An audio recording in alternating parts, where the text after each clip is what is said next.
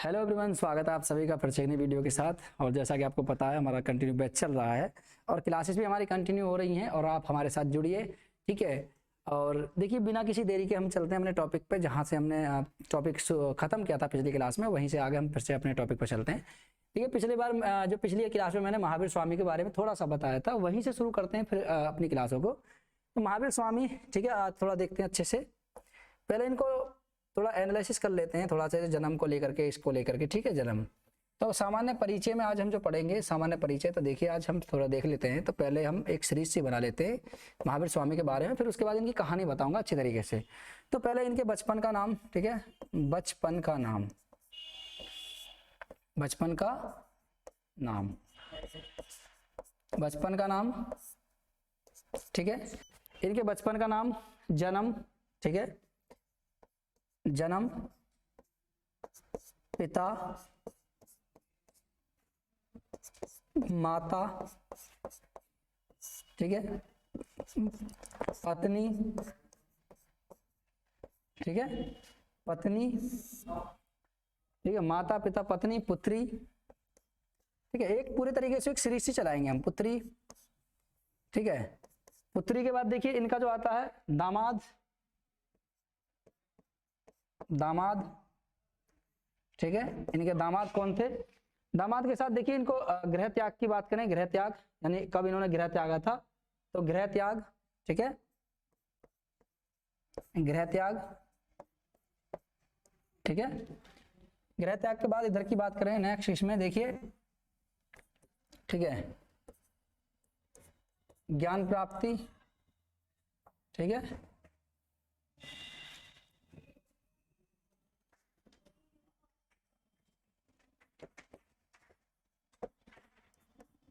ज्ञान प्राप्ति, ठीक है। स्थान यानी कौन से गांव में इनको ज्ञान की प्राप्ति हुई थी, गांव यानी स्थान जहां पर ज्ञान की प्राप्ति हुई थी, ठीक है। और ज्ञान प्राप्ति के बाद देखिए ज्ञान प्राप्ति हुई थी, और उसके बाद देखिए इसमें ज्ञान प्राप्ति, नदी की बात करें, किस नदी पे, नदी की तट पर नदी, ठीक है। वृक्ष की बात करें, वृक्ष, ठीक है, किस वृक्ष के नीचे, वृक्ष के बाद इन्होंने देखिए ज्ञान प्राप्ति, वृक्ष, इस वृक्ष के नीचे इनको ज्ञान की प्राप्ति हुई थी, ठीक है। उसके बाद इनके अन्य नामों की बात करें, यानी ज्ञान प्राप्ति का नाम किस किस नाम से कहलाएगा, ये अन्य नाम, ठीक है, अन्य नाम, ठीक है। प्रथम शिष्य, प्रथम शिष्य, प्रथम शिष्या यानी जो महिला बनी थी, प्रथम शिष्या, ठीक है। उसके बाद इनकी मृत्यु, मृत्यु, ठीक है। यहीं से आप पूरे तरीके से महावीर स्वामी के बारे में अच्छी तरीके से समझ पाओगे आज, कि महावीर स्वामी के जीवन को लेकर के, या महावीर स्वामी के जीवन में जितनी भी घटनाएं हुई थी, इन सब चीज को लेकर के, ठीक है, इनके विषय में आज हम बात करेंगे। तो पहले बचपन का नाम देखेंगे, उसके बाद इनका जन्म कहाँ हुआ था, मृत्यु कहाँ, पिता का नाम क्या था, माता का नाम क्या था, पत्नी का नाम क्या था, पुत्री का नाम क्या था, ठीक है, दामाद कौन थे इनके, गृह कौन से वर्ष में इन्होंने गृह त्यागा था, ज्ञान की प्राप्ति कब हुई थी इन्हें, और इसके बाद कहाँ कौन से गांव में इनको ज्ञान की प्राप्ति हुई थी, नदी, वह नदी कौन सी है जहां पर इनको ज्ञान की प्राप्ति हुई थी, वृक्ष की बात करें, वह वृक्ष कौन सा जिस वृक्ष के नीचे इनको ज्ञान की प्राप्ति हुई थी, ठीक है। अन्य नाम की बात करें, यानी ज्ञान प्राप्ति के बाद किस नाम से कहलाए, और प्रथम शिष्य की बात करें, उसके बाद प्रथम इनकी शिष्या कौन बने, उसके बाद इनकी मृत्यु, कहाँ पर इनकी मृत्यु हुई थी। चलिए देखते हैं बिना किसी देरी के। देखिए महावीर स्वामी, आप तो जानते हैं महावीर स्वामी, महावीर स्वामी इनके बचपन के अगर हम नाम की बात करें तो इन्हें वर्धमान के नाम से जाना जाता था। किसके नाम से? वर्धमान, ठीक है। बचपन में इनको वर्धमान के नाम से जाना जाता था। कभी पूछा जाता है कि महावीर स्वामी के बचपन का नाम क्या था, तो महावीर स्वामी के बचपन का नाम था वर्धमान। क्या नाम था? वर्धमान, याद रखना, वर्धमान, ठीक है, वर्धमान, ठीक है। महावीर स्वामी के बचपन का नाम था वर्धमान। इनके जन्म की बात करें तो देखिए इनका जन्म 500, ठीक है, 99 बीसी, 599 बीसी या 540 बीसी, मैंने बताया था 540 बीसी, 599 बीसी या 540 बीसी इनका जन्म बताया जाता है। और भी जन्म स्थान की बात करें तो इनका जन्म जो हुआ था वो वैशाली के कुंडग्राम में, कहाँ पर हुआ था, कहाँ पर हुआ था, वैशाली के कुंडग्राम में, ठीक है, वैशाली के कुंडग्राम में, ठीक है, वैशाली के कुंडग्राम में इनका जन्म हुआ था। तो वैशाली के कुंडग्राम में इनका जन्म हुआ था। देखिए 599 बीसी, जब आप ऑफिशियली कोई बुक पढ़ोगे तो वहां पर आपको जो महावीर स्वामी के जन्म के बारे में बात पता चलेगी, वो 599 बात चलेगी। वहीं आप अगर लूसेंट की पुस्तक पढ़ोगे या लूसेंट की अदर्स किसी प्रकाशन की पढ़ोगे तो वहां पर आपको 540 दिखाई देगा। ये जैन अनुश्रुतियों के अनुसार है। जैन अनुश्रुतियों के अनुसार 599 बीसी इनका महावीर स्वामी का जन्म बताया जाता है। जो जैन ग्रंथ या जैन अनुश्रुतियों में लिखा हुआ है, अनुश्रुति का मतलब होता है जो सुन करके किसी के द्वारा पता चला हो, तो अनुश्रुतियां, ठीक है। तो जैन अनुश्रुतियों के अनुसार महावीर स्वामी का जन्म 599 बीसी बताया गया है। वहीं अन्य की बात करें तो वहां पर महावीर स्वामी का जन्म 540 बताया है। देखिए दोनों को एक साथ नहीं देगा, याद रखना। अगर दोनों को एक साथ देगा तो या तो कह देगा दोनों कह देगा, यदि इसमें से नहीं दिया तो आप याद रखना अगर 540 में ना दिया हो, 599 में दे रखा हो तो आप 599 पे टिक करोगे। यही अगर 599 में नहीं दे रखा हो, 599 बीसी। देखिए यार एक बात और ध्यान रख लेना आप, देखिए कहीं पर 599 बीसी लिखा होगा और कहीं पर एडी लिखा होगा, ठीक है, बीसी और 599 एडी। तो इसका ध्यान रख लेना आपके एडी और बीसी का याद रख लेना, बस इतना थोड़ा ध्यान रख लेना कि वो बीसी कहे तब याद रखना। अगर वहां पे कहे कि 599 एडी या 599 बीसी तो आप 599 बीसी पर ही टिक करोगे, 599 एडी पे नहीं। अब एडी और बीसी समझ लीजिए, जो नए व्यूवर है हमारे वो समझ लीजिए कि बीसी का मतलब होता है ईसा पूर्व। क्या होता है? ईसा पूर्व, ठीक है। वहां पे ईसा पूर्व लिखा हुआ आएगा। और एडी का मतलब होता है ईसवी। क्या होता है? ईसवी, ठीक है। और ये मैंने अच्छी तरीके से बताया था जब मैंने पहली क्लास शुरुआत करी थी इतिहास की पढ़ाने की, तो मैंने बताया था कि ईसा पूर्व और ईसवी क्या होता है, ठीक है। तो ईसवी 599 ईसवी में जन्म हुआ था या 599 ईसा पूर्व, तो वहां पर 599 ईसा पूर्व आएगा, आप याद रख लेना इसे। वैसे ही 540 बीसी, ठीक है, लिख रखा मैंने। चलिए, तो इनका जन्म कहाँ हुआ था? कुंडग्राम में, ठीक है। इनके पिता का नाम था, इनके पिता के नाम की बात करें तो इनके पिता का नाम था सिद्धार्थ। क्या नाम था इनके पिता का नाम? इनके पिता का नाम था सिद्धार्थ, ठीक है, सिद्धार्थ। इनके पिता का नाम सिद्धार्थ था, ठीक है। और ये सिद्धार्थ जो थे ये कौन थे? तो ये ज्ञात्रक क्षत्रियों के राजा थे। कौन थे ये? ज्ञात्रक क्षत्रियों के राजा, याद रखना कौन थे? ज्ञात्रक, ठीक है, क्षत्रियों के राजा थे। ये क्षत्रिय थे, ठीक है, क्षत्रियों के राजा थे, ठीक है। ये ज्ञात्रक क्षत्रियों के राजा थे। इनकी माता के नाम की बात करें तो इनकी माता का नाम था इनकी का त्रिशला। क्या नाम था इनकी माता का नाम? महावीर स्वामी की माता का नाम था त्रिशला, ठीक है। इनकी माता का नाम त्रिशला। और इनके देखिए पिता के नाम भी दो और मिलते हैं, ठीक है। जैन अनुश्रुतियों में, जैन अनुश्रुति के अनुसार इनके पिता के नाम का भी उल्लेख मिलता है। इनके पिता के दो नाम का और उल्लेख मिलता है, जिसमें श्रेयांश और यशांश। श्रेयांश और यशांश इनके पिता का नाम मिलता है, जबकि इनकी माता के दो नामों का भी उल्लेख मिलता है, ठीक है, विदेहत्ता, ठीक है। तो इनकी माता के दो नाम का और उल्लेख भी मिलता है, ठीक है। तो इनमें से एक तो थी प्रियकारिणी, ठीक है। इनके माता का नाम त्रिशला के अलावा प्रियकारिणी और विदेहत्ता के नाम भी मिलता है। जो जैन अनुश्रुतियों के अनुसार ही हमें इनकी माता का नाम का पता चलता है, विदेहत्ता और प्रियकारिणी। वैसे सामान्यतः प्रियकारिणी और विदेहत्ता पूछा नहीं जाता है, ज्यादातर सामान्यतः पूछा जाता है वो त्रिशला पूछा जाता है। अब ये त्रिशला कौन थी? तो देखिए त्रिशला की बात करें तो त्रिशला इनकी माता का नाम था जो सिद्धार्थ की पत्नी थी, ठीक है, सिद्धार्थ की पत्नी, ठीक है। इनकी पत्नी की बात करें तो इनकी पत्नी का नाम था यशोदा। अभी मैंने बताया था यशोदा। इनकी पत्नी का नाम क्या था? यशोदा, ठीक है। यशोदा इनकी पत्नी का नाम था। और यशोदा कौन थी? तो ये देखिए यशोदा की बात करें तो किस कुल से संबंधित थी? एक कौंडिन्य गोत्र की पुत्री थी, ठीक है, कौंडिन्य गोत्र की कन्या थी। कौन थी? कौंडिन्य गोत्र की कन्या। याद रखना, पूछ लिया जाता कभी इनका, कौंडिन्य गोत्र की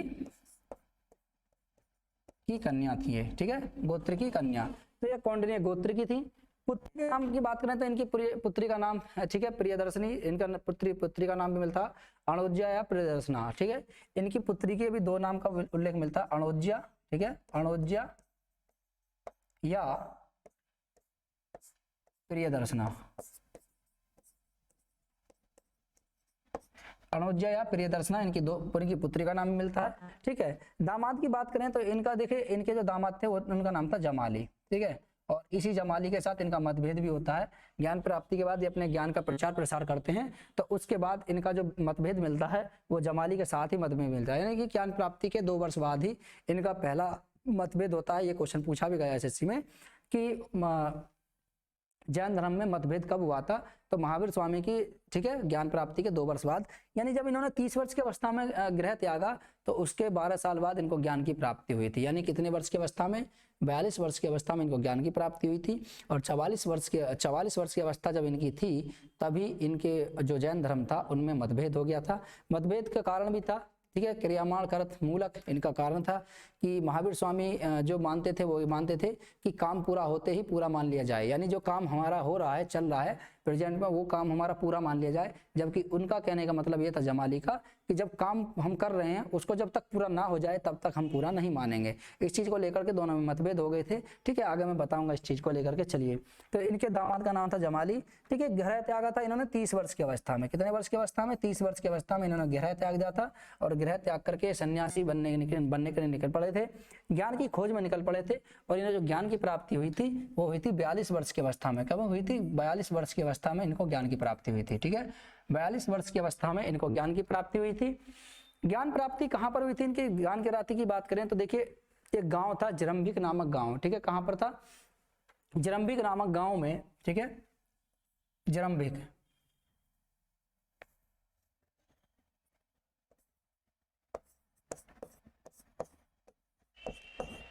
जरंभिक नामक गांव में, ठीक है, जरंभिक नामक गांव में इनको ज्ञान की प्राप्ति हुई थी, ठीक है। देखिए, ज्ञान जो प्राप्त हुआ था इनको 42 वर्ष की अवस्था में इनको ज्ञान प्राप्त हुआ था। इन्होंने घोर तपस्या करी थी, ठीक है, कठोर तपस्या की थी। कठोर तपस्या के बाद इनको 42 वर्ष की अवस्था में ज्ञान की प्राप्ति हुई थी जरंभिक नामक गाँव में। और देखिए, महीना की बात करें तो देखिए, वैशाख पूर्णिमा के 10वें दिन इनको ज्ञान की प्राप्ति हुई थी। पूछ लिया जाता है क्वेश्चन, जब इन्होंने कठोर तपस्या करी तो ज्ञान प्राप्ति हुई थी इनको, ठीक है, 42 वर्ष की अवस्था में कठोर तपस्या के बाद। और महीने की बात करें तो महीना था वैशाख पूर्णिमा के 10वें दिन। इससे पहले ये 6 साल इन्होंने यूं ही बिगाड़ दिए थे, यानी जब 30 वर्ष यानी 36 वर्ष की अवस्था थी इनकी, तो इनकी मुलाकात यानी 6 साल तक इनके साथ एक व्यक्ति भी रहे थे जिनका नाम था, ठीक है, मखलीपुत्र घोषाल। आपने सुना होगा मखलीपुत्र घोषाल, आजीवक संप्रदाय के वो, ठीक है, संस्थापक थे। आजीवक संप्रदाय की उन्होंने स्थापना करी, तो 6 साल इनके शिष्य बनकर रहे थे। बाद में दोनों अलग अलग हो गए थे, तो 6 साल तक इनके साथ मखलीपुत्र घोषाल रहे थे, ठीक है। लेकिन दोनों में विचार नहीं बने थे, वो इनको छोड़ करके चले गए थे। जब इन्होंने देखा कि कहीं ज्ञान प्राप्त नहीं हो रहा था, इन्होंने घोर तपस्या करनी शुरू कर दी थी। और घोर तपस्या करने के बाद इनको ज्ञान की प्राप्ति हुई थी 42 वर्ष की अवस्था में, ठीक है। वैशाख पूर्णिमा के 10वें दिन इनको ज्ञान की प्राप्ति हुई थी, ठीक है। और कहाँ पर हुई थी? जरंभिक नामक गाँव में, ठीक है, जरंभिक नामक गाँव में। नदी की बात करें तो ऋजुपालिका नदी, ठीक है, ऋजुपालिका, ठीक है। देखिए, ऋजुपालिका नदी थी, तो ऋजुपालिका नदी के तट पर ही इनको ज्ञान की प्राप्ति हुई थी। वृक्ष की बात करें तो साल वृक्ष के नीचे, ठीक है, साल वृक्ष के नीचे इन्होंने ऋजुपालिका नदी के तट पर साल वृक्ष के नीचे जरंभिक नामक गांव में इन्होंने ठीक है समाधि लगाई और इन्हें ज्ञान की प्राप्ति हुई थी 42 वर्ष की अवस्था में, ठीक है। अन्य नाम की बात करें तो ज्ञान प्राप्ति के बाद ये अन्य नामों से कहलाए, जैसे केवलिन, जिन, ठीक है, केवलिन, जिन, यति, ठीक है, सॉरी, आहर्त और निग्रंथ। तो ज्ञान प्राप्ति के बाद महावीर स्वामी अन्य नामों से कहलाए। इनके अन्य नाम था इनका केवलिन, ठीक है, केवलिन था, जिन था, आहर्त था और निग्रंथ था, ठीक है। तो ज्ञान प्राप्ति के बाद ये कितने नामों से कहलाए? तो ज्ञान प्राप्ति के बाद ये, ठीक है, केवलिन कहलाए, ठीक है, केवलिन। केवलिन मतलब जो इंद्रियों पर विजय प्राप्त कर लेता है, केवलिन, ठीक है। आहर्त, जिन यानी विजेता, और निग्रंथ क्या कहलाए? निग्रंथ कहलाए। तो ये कई नामों से पहचाने गए, यानी ज्ञान प्राप्ति के बाद ये केवलिन कहलाए, आहर्त कहलाए, जिन कहलाए और निग्रंथ कहलाए, ठीक है, निग्रंथ कहलाए। इनका जो प्रथम शिष्य बना था उसका नाम था जमाली। देखिए, इनका जो दामाद था, मैंने बताया था, देखिए दामाद, पहला शिष्य इनका दामाद ही बनता है, नाम होता है इसका जमाली। तो जमाली इनका सबसे पहला शिष्य बना, ठीक है। तो जमाली, ठीक है, जमाली इनका पहला शिष्य बना। और प्रथम शिष्य की बात करें तो देखिए, तो पुरुष थे, सबसे पहले शिष्य इनके पुरुष, जमाली इनके दामाद, ठीक है।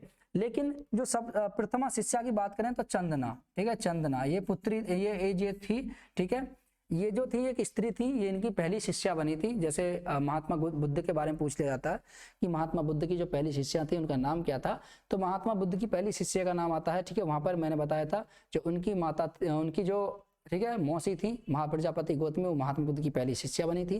पहले शिष्य की बात करें तो आनंद उनका प्रथम शिष्य बना था। लेकिन यहाँ पर देखिए, इनकी जो प्रथम शिष्य की बात करें तो इनका दामाद जमाली इनका प्रथम शिष्य बना, जिसने सबसे पहले इनसे शिक्षा ग्रहण करी थी। उसके बाद महिला की बात करें तो चंदना दूसरी शिष्या बनी थी, सॉरी पहली शिष्या बनी इनकी जो महिला शिष्या थी। मृत्यु की बात करें, देखिए मृत्यु मैंने बताया था कि 529 बीसी, ठीक है 529 बीसी, 599 बीसी के अनुसार जो इनकी मृत्यु मानी जाती है वो 529 बीसी मानी जाती है, याद रखना 529 बीसी, ठीक है 529 बीसी इनकी मृत्यु मानी जाती है। लेकिन वहीं अगर हम बात करें, ठीक है 540 के अनुसार, 540 में इनका जन्म मानते हैं तो इनकी मृत्यु मानते हैं 468 बीसी, मैंने बताया था 66-68 में इनका मृत्यु हुई थी, तो 468 बीसी में इनकी मृत्यु हुई थी। अगर पूछा जाए देखिए 540 बीसी के अनुसार इनकी मृत्यु कब हुई थी, तो 468 बीसी में इनकी मृत्यु हुई थी। और कहाँ पर हुई थी, तो देखिए पावापुरी के मल्ल, ठीक है पावा के मल्लों में ही इनकी मृत्यु हुई थी। कहाँ पर हुई थी, स्थान की बात करें तो मृत्यु का जो स्थान था वो पावा के मल्ल थे, पावापुरी, ठीक है पावापुरी में इनके, ठीक है पावापुरी वर्तमान देवरिया, तो पावा के मल्लों में पूछ लिया जाता है कभी कभी, याद रखना, तो पावा के मल्लों में ही इनकी मृत्यु हुई थी। और वहीं महात्मा बुद्ध की बात करें तो महात्मा बुद्ध की जो मृत्यु हुई थी वो कुशीनारा के मल्लों में हुई थी, ठीक है मैंने बताया था मल्ल एक महाजनपद था, ठीक है मल्ल महाजनपद, तो मल्ल महाजनपद में ही वहां पे पावापुरी के मल्लों में ही इनकी मृत्यु हुई थी। नाम क्या, ठीक है महावीर स्वामी की मृत्यु कब हुई थी, 468 या 529 बीसी में इनकी मृत्यु मानी जाती है। तो ये था पूरा एकदम जीवन परिचय महात्मा महावीर स्वामी का जीवन परिचय, ठीक है एक बार फिर से देख लीजिए। जन्म, ठीक है जन्म कहाँ हुआ था, बचपन का नाम था वर्धमान, ठीक है ऐसा ही माना जाता है कि देखिए जैन अनुश्रुति के अनुसार ये भी माना जाता है कि महावीर स्वामी पहले एक जो ब्राह्मण थे, ब्राह्मण का नाम था ऋषभदेव, तो ऋषभदेव की पत्नी, ठीक है ऋषभदत्त, ठीक है एक ब्राह्मण थे ऋषभदत्त की पत्नी का नाम था देवनंदा, और देवनंदा के पहले गर्भ में थे, बाद में इंद्र के द्वारा इनको जो ये थी त्रिशला, ठीक है त्रिशला के गर्भ में इनको प्रतिस्थापित किया था, ठीक है बाद में जाकर के ये त्रिशला के गर्भ से पैदा हुए थे, ठीक है। तो ये भी जैन अनुश्रुति के अनुसार एक कहानी भी मानी जाती है कि बचपन में ये ध्यान मगन हो जाते थे, कहीं पर भी ध्यान मगन हो जाते थे, बैठ जाते थे पेड़ के नीचे बैठ करके ध्यान लगाते थे, ठीक है बिल्कुल वही कहानी है जो महात्मा बुद्ध जी की कहानी है। महात्मा बुद्ध भी कभी अपने किसी भी पेड़ के नीचे समाधि लगाकर बैठ जाते थे, ध्यान मगन हो जाते थे, जिस कारण उनके पिता चिंतित रहते थे, ठीक है। तो ये भी देखिए आपने देखा होगा अभी भी ध्यान मुद्रा में ही है, ठीक है बैठे हुए हैं। तो इनके बचपन का नाम वर्धमान था, ठीक है और जन्म को लेकर के मैंने बताया था जैन अनुश्रुति के अनुसार ये माना जाता है कि ये पहले किसके में थे, ये एक ब्राह्मण जो थे ऋषभदत्त उनकी पत्नी थी देवनंदा के गर्भ में थे, लेकिन बाद में इंद्र के द्वारा इनको त्रिशला के गर्भ में प्रतिस्थापित कर दिया जाता है और फिर इनका जन्म होता है त्रिशला के गर्भ से, ठीक है। बचपन का नाम इनका वर्धमान था, वर्धमान नाम पूछा जाता है। जन्म 599 बीसी या 440 बीसी वैशाली के कुंड ग्राम में इनका जन्म हुआ था। इनके पिता का नाम सिद्धार्थ था जो गात्र क्षत्रियों के राजा थे। आप इसको एक थोड़ी बना करके लिख सकते हो, चाहो तो ऐसे लिख सकते हो पॉइंट बाय पॉइंट। इनकी माता का नाम त्रिशला था। इनकी माता का जैन अनुश्रुति के अनुसार इनकी माता का 2 अन्य नामों का भी उल्लेख मिलता है, ठीक है, जिसमें विदेहत्ता, ठीक है विदेहत्ता और प्रियकारिणी, ठीक है विदेहत्ता और प्रियकारिणी इनके माता का नाम का उल्लेख मिलता है, ठीक है। इनकी पत्नी का नाम यशोदा जो कौंडिन्य गोत्र की कन्या थी, ठीक है। इनकी पत्नी यशोदा से इनको एक पुत्र की प्राप्ति हुई थी जिसका नाम अड़ोजय प्रियदर्शना था, ठीक है। और देखिए इनकी एक बहन भी थी सुदर्शना, याद रखना, ठीक है।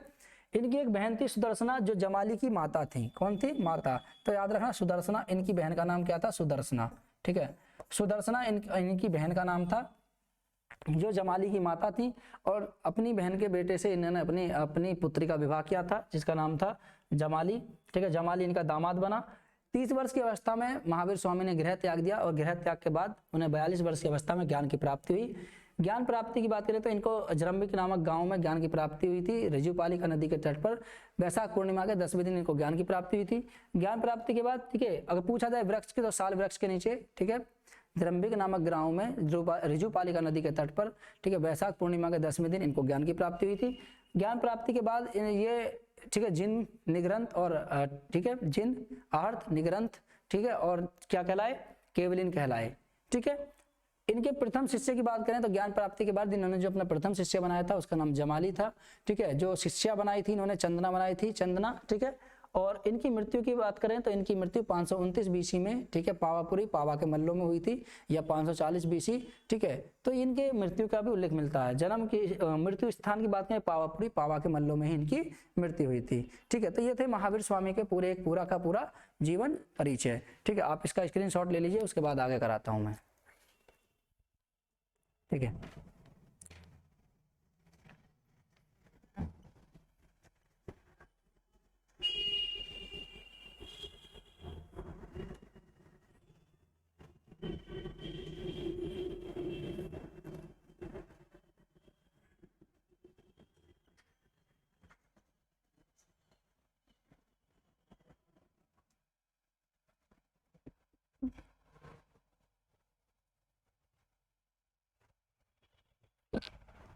चलिए आगे नेक्स्ट बात करें, क्या आपने नोट कर लिया होगा, ठीक है। चलिए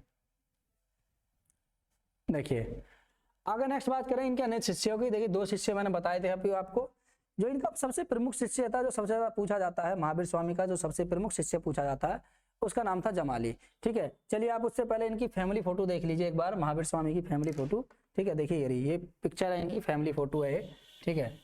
देखिए ये रही, ये इनका फैमिली फोटो है पूरा, ठीक है। ये महावीर स्वामी का, ठीक है, पूरा फैमिली फोटो है इनका विवाह की, ठीक है। इनके जब ये राजा थे, ठीक है, क्योंकि राजा के पुत्र थे, युवराज थे उस समय, तो युवराज के देखिए आपने देखा होगा, इनकी फैमिली फोटो देख लीजिए एक बार महावीर स्वामी की, ठीक है।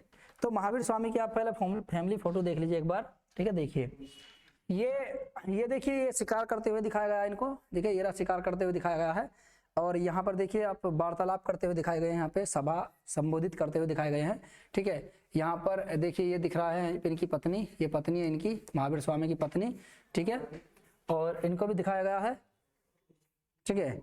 और देखिए यहाँ पर देखिए दोनों भी बैठे हैं, ये महावीर स्वामी, इनकी पत्नी, ठीक है, यशोदा, ठीक है। और देखिए इनकी पुत्री, ठीक है, दिख रही होगी। और यहाँ पे इनकी विवाह की फोटो दिखाई गई है, किसकी, विवाह की। तो ये पूरा का पूरा देखिए कि इनके पूरा परिवार की फोटो दिखाई है, पूरी फैमिली की फोटो दिखाई है कि महावीर स्वामी की परिवार यानी किस प्रकार से इनका जीवन चक्कर चला था, ठीक है, क्यों इन्होंने गृह त्यागा, ठीक है, ठीक है। इस चीज को लेकर के ये पूरी तरीके से यहाँ पे पिक्चर आपको दिख रही होगी, ठीक है। चलिए आगे बात करते हैं नेक्स्ट। अब देखिए बात करते हैं अन्य शिष्यों की, महावीर स्वामी के अन्य शिष्य कौन कौन से थे। अन्य शिष्यों की बात करें तो महावीर स्वामी के अन्य शिष्य, ठीक है, देखिए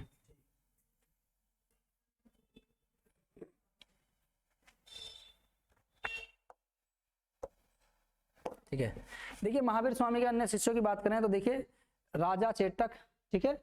अन्य शिष्यों में आता है राजा चेटक। नंबर फर्स्ट की बात करें तो इनमें देखिए राजा चेटक, ठीक है। बहुत सारे शिष्य बने थे, जो मेन है उसे देख लेते, राजा चेटक, ठीक है, राजा चेटक, राजा चेटक, ठीक है। और इन्हीं की पुत्री थी चंदना, जो किसकी शिष्या बनी थी, महावीर स्वामी की प्रथम शिष्या बनी थी। तो राजा चेटक ये वैशाली के राजा थे, याद रखना, राम क्या है इनका, वैशाली के राजा, ठीक है। ये वैशाली के राजा थे, जहाँ की इनकी माता थी, ठीक है, वैशाली के राजा थे राजा चेटक। और राजा चेटक की बहन ही इनकी पत्नी इनकी माता थी।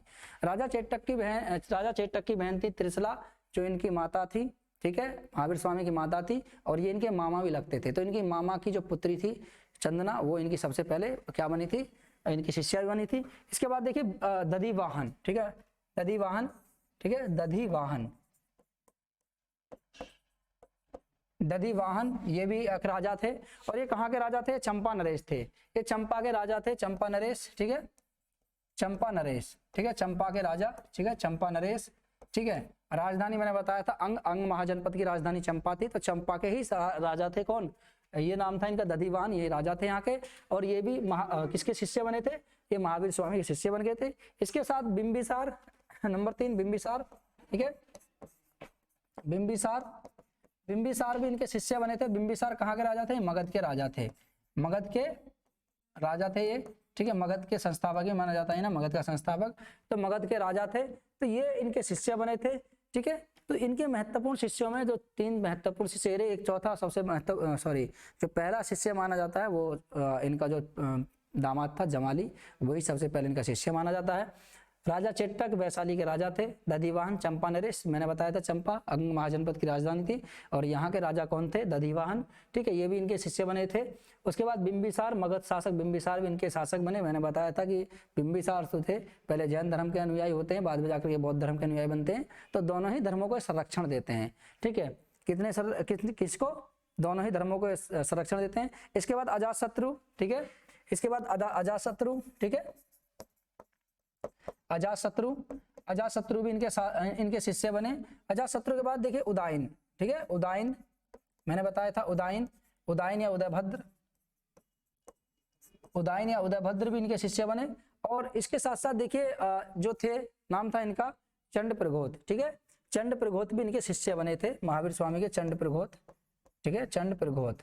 तो चंडप्रघोत भी महावीर स्वामी के शिष्य बने थे। और मैंने बताया था चंडप्रघोत ये कौन थे, ये अवंती नरेश थे। कौन थे, अवंती के शासक थे, ये अवंती शासक, ठीक है, अवंती जो एक महाजनपद था उसके शासक थे, और चंड प्रगोत ये भी इनके शिष्य बने थे। इन्होंने धन के द्वारा इनके जो धर्म था इसको संरक्षण दिया, ठीक है, आगे बढ़ाने की कोशिश करी थी इन्होंने, संरक्षण भी दिया था उसको, और इनके प्रसार के लिए इन्होंने योगदान दिया था। जितने भी शासक थे, शासकों का जुड़ना बहुत महत्वपूर्ण होता था उस समय, क्योंकि जब शासकों का एक संरक्षण होता है तो इससे कुछ चीज़ें मजबूत हो जाती हैं और भी ज़्यादा, ठीक है। तो जिस कारण ये जुड़ते चले गए थे, ये जो जितने भी थे इनके शिष्य बनते चले गए थे।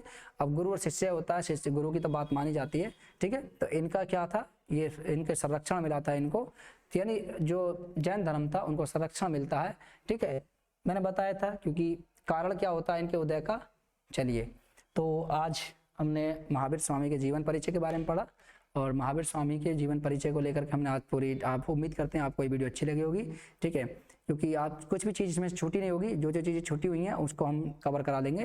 और देखिए, सामान्यतः ऐसी चीज़ें होती हैं कि सब कुछ पढ़ाना संभव नहीं हो पाता है, कुछ चीज़ें फिर भी छूट जाती हैं, तो आप, ठीक है, आप उनको अलग से भी देख सकते हैं। तो आप भी अपने पास एक छोटी मोटी छोटी सी मतलब ऐसी कोई बुक रखिए जो आपके लिए एक फ़ायदेमंद हो। तो ठीक है, आज के लिए इतना ही काफ़ी, मिलते हैं नेक्स्ट वीडियो में, ठीक है। नेक्स्ट जो हम क्लास में बात करेंगे, जैन धर्म के त्रिरत्न, प्रमुख जैन संगतियाँ, ठीक है, क्या क्या परिवर्तन हुए थे, इनके दो संप्रदायों के बारे में बात करेंगे। चलिए, तो मिलते हैं नेक्स्ट वीडियो में, आज के लिए इतना ही काफ़ी, मिलते हैं नेक्स्ट वीडियो में, तब तक के लिए जय हिंद।